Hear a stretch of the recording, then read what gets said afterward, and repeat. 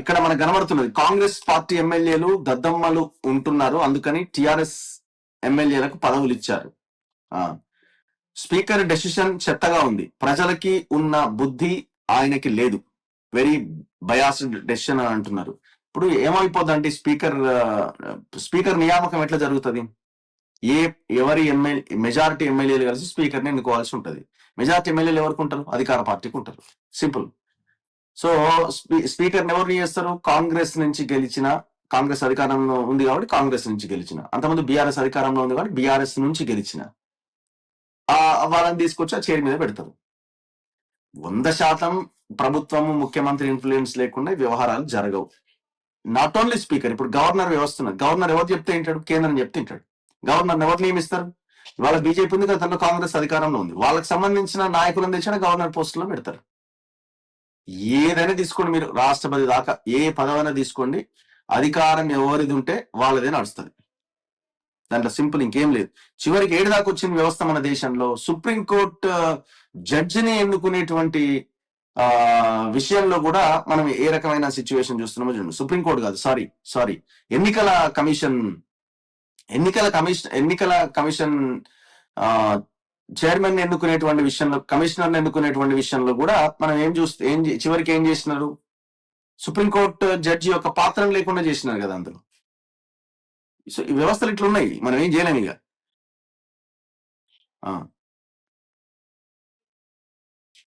ఏ విధవలు ఏ పార్టీలో ఉన్నా సామాన్యుడికి ఒరిగేదేమీ లేదు అని అంటున్నారు.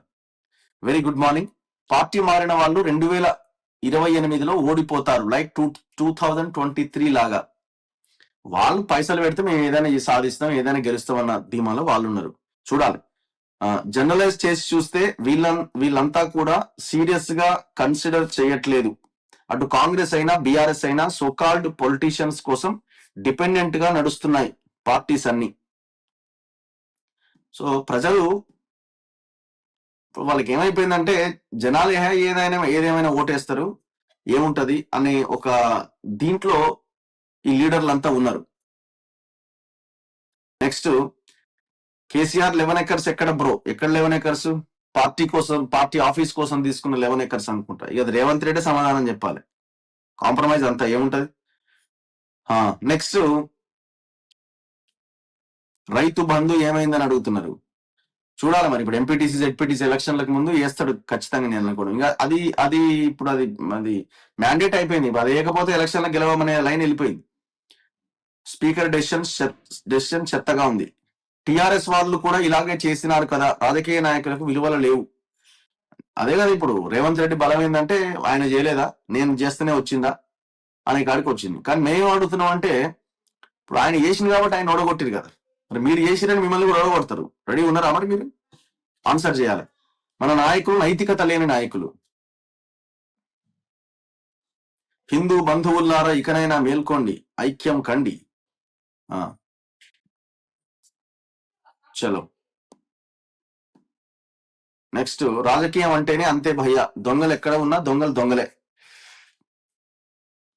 ఏ పార్టీలో ఎవరు ఉన్నా మన సమస్యలకు ఒరిగిందేమీ లేదు, అన్ని రాజకీయ నాయకులు దొంగలే. సిస్టమ్ అట్లా తయారైంది. ప్రజలు కూడా అట్లనే ఉన్నారని లీడర్లు అనుకుంటున్నారు. మనం అట్లా లేమని మనం చెప్పగలగాలి ఎలక్షన్స్ వచ్చినప్పుడు. సో అట్లా చేస్తే డెమోక్రసీలో, ప్రజాస్వామ్యంలో కొంత మంచి నాయకులు అధికారంలోకి రావడానికి, మంచి నాయకులు ఎమ్మెల్యేలు ఎంపీలు కావడానికి, చట్టసభల్లో కూర్చోడానికి అవకాశం దొరుకుతుంది. సో మనం కూడా ఆ రకంగా ఆలోచించాల్సిన అవసరం ఉన్నది. విద్యా వైద్యం ప్రజలకు ఫ్రీగా అందించాలి. ప్రజల ఓట్లతో గెలిచిన ఎమ్మెల్యే ఎంపీలకు రోగం వస్తే ప్రైవేట్ దవాఖానాలో వైద్యము, ప్రజల డబ్బులతో ఓటు వేసిన వారికి రోగం వస్తే అరకొర వసతులు లేని ప్రభుత్వ దవాఖానాలో వైద్యం. దారుణం ఇది. అందుకే కదా ఈ ఎజెండాని ఎవరు ఫిక్స్ చేయాలి? జనం ఫిక్స్ చేయాలి. వాళ్ళేమనుకుంటారు రాజకీయ పార్టీలు? ప్రజల ఎజెండాతో లేరు. ప్రజలు ఎలక్షన్స్ అప్పుడు డబ్బులు కావాలి, ప్రజలకి పెన్షన్లు, ప్రజలకి ఫ్రీ స్కీమ్స్, ప్రజలకి రైతు భరోసాలు, ప్రజలకి ఇంకోటి కావాలి. అవి ఇస్తే చాలు. ఆ సమయానికి ఎలక్షన్లకు ముందు ఒకేసారి ఒక 9,000 కోట్లు రిలీజ్ చేస్తే కథం, మొత్తం జనం అంతా మన సైడ్ వచ్చేస్తారని కోణంలో ఆలోచిస్తున్నారు. కాబట్టి మనము ఆ ఎజెండాలోకి ప్రజల్ని తీసుకురాలేకపోతున్నాం. ఓట్లు అమ్ముకుంటున్నాం మనం. అది మారినప్పుడు సిస్టమ్ మొత్తం ఒకేసారి మారిపోతుంది. నథింగ్ విల్ చేంజ్ అన్న. Take your chart as example. Daily see people asking for Rythu Bandhu, youth support, retired employees, auto drivers, RTC revenue etcetera, but no one questions for education and health. అసలు ఈ రెండు గనక ప్రభుత్వం నుంచి గనక అందిస్తే ఏది అక్కర్లే, ఏ పెన్షన్ అక్కర్లే, ఏది అక్కర్లే. ఒక ఫ్యామిలీకి దగ్గర దగ్గర ₹1,00,000 పైన డబ్బులు మిగులుతాయి. దాదాపు ఒక ₹2,00,000 డబ్బులు మిగులుతాయి. ఈ రెండు గనక మనకి ఉచితంగా అందిస్తే, ఉచితం అని కూడా అనొద్దు మనం ఇది. వాళ్ళు ఇవ్వాల్సిన బాధ్యత, మనం ట్యాక్సులు కడుతున్నాం. ఫ్రీ ఎట్లా అవుతుంది? ప్రభుత్వ వైద్యం, ప్రభుత్వ విద్య అనాలి మనం దాన్ని. ఉచిత వైద్యం, ఉచిత విద్య కాదు మనం అనాల్సింది. హాయ్ రఘు గారు, కవిత అడ్రస్ లేకుండా పోయింది, ఏం కవిత వీడియో లేవు, మరి ఎక్కడ పోయిందో మరి ఆమె. మళ్ళీ ఏమన్నా మూమెంట్ వచ్చినప్పుడు మళ్ళీ స్టార్ట్ చేస్తుంది. మళ్ళీ మున్సిపాలిటీలు అవి వస్తున్నాయి కదా. ఇప్పుడు నిజామాబాద్ కార్పొరేషన్ ఎలక్షన్స్ కూడా ఉన్నాయి కదా, మరి అక్కడ ఏమైనా ప్రభావం చూపించడానికి ప్రయత్నం చేస్తున్నామో చూడాలి. ఇప్పుడు ఆ పార్టీ పెట్టాలన్న ఆలోచనలో ఉంది కదా, చెప్పేసింది కదా మన గన్ పార్క్ దగ్గర, చూడాలి. మల్లన్న ఈసారి కత్తెర గుర్తుతో పోటీ చేయబోతున్నాడు, ఇప్పుడే చెప్పాడు.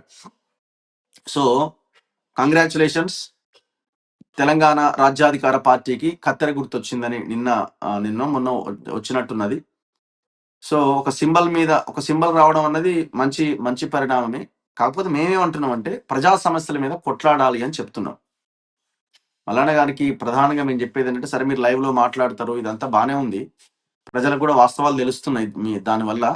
అదే సమయంలో పబ్లిక్ ఇష్యూస్ మీద కొట్లాడాలి.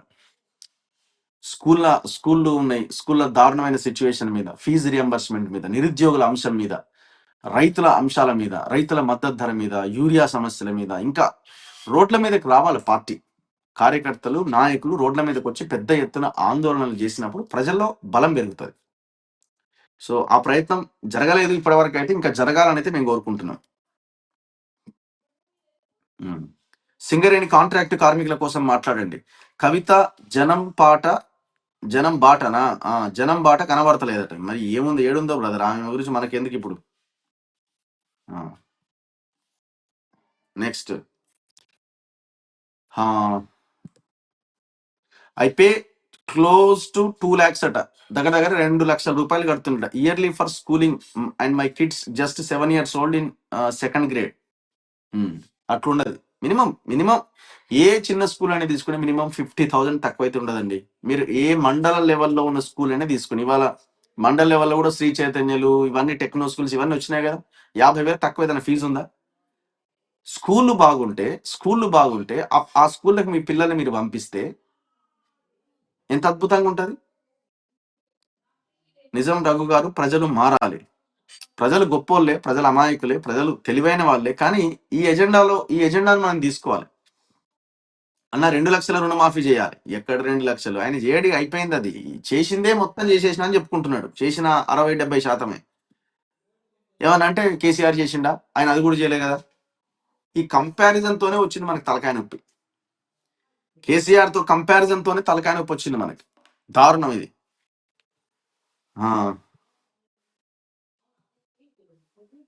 హాయ్ రఘు గారు, వికారాబాద్ పోయే రూట్ల బంఠారం, మోత్కుపల్లి, నర్సంపల్లి రోడ్డు బాలేదు, స్పీకర్ ఏమో పైన కూర్చుంటాడు, మా ఊరి సమస్యలు ఎవరు మాట్లాడతలేరు, అడుగు అని అడుగుతున్నారు. ఓకే, గుడ్ మార్నింగ్ అన్న. ఈరోజు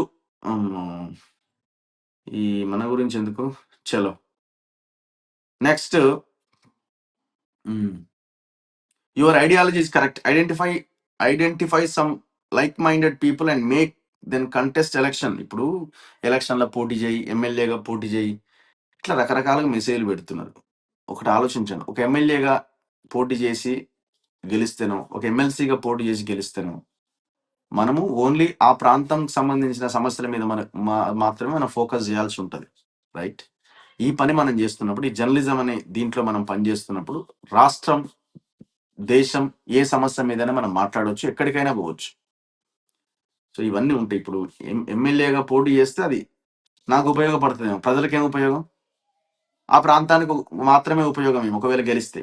కానీ ఈ ఈ ఈ ఈ ఈ వృత్తి వల్ల మొత్తం ప్రజలందరికీ ఉపయోగపడుతుంది కదా, ఎంతో కొంత అవగాహన వస్తుంది కదా. సరే ప్రభుత్వాలు ఏం వింటున్నాయో, ఏం పని చేస్తున్నాయో పక్కన పెడితే, ప్రజలకు కొంత అవగాహన వస్తున్నది కదా. ప్రజల కోసం కొట్లాడే వారిని అర్బన్ నక్సలైట్లని ముద్రేస్తున్నారు. కామనే అండి, అది కామన్. అది ప్రభుత్వాలు ఒకవేళ ఆ రకమైన ముద్ర వేయకపోతే ఆశ్చర్యం వ్యక్తం చేయాలి. ఈ రకమైన ముద్ర వేస్తే ఆశ్చర్యం ఏముంది అందులో? దోపిడీని, దొంగలని ప్రశ్నించినప్పుడు అర్బన్ నక్సలైట్లనే అంటారు. అన్న పేపర్లను ఏఐ తోటి అనాలిసిస్ చేయండట. ఎట్లా అంటే ఎట్లా అనాలిసిస్ చేయాలి? ఇక రేపు మొత్తం ఇదే ఉంటది ఇక. సిస్టమ్ అంతా మారిపోతున్నది.